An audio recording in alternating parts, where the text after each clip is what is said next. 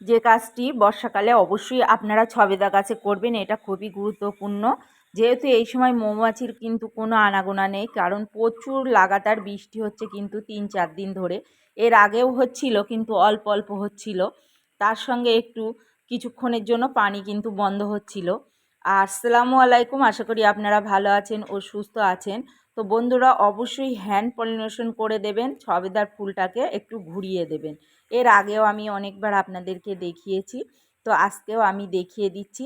তো এইভাবে প্রচুর, যেহেতু এখন ছবেদা গাছে ফুল ফুটেছে, তো এই সময় অবশ্যই আপনাদেরকে একটু ঘুরিয়ে দিতে হবে।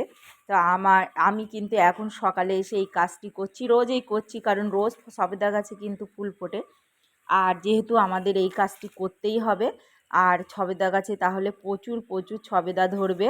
আর এখন কিন্তু ছবেদা গাছে আমরা কোনো খাবার দাবার কিছুই দিতে পারছি না, কারণ বৃষ্টি প্রচুরই হচ্ছে, আর মাসে একবার কিন্তু খাবার দেওয়া অবশ্যই ছবেদা গাছে দেওয়া প্রয়োজন।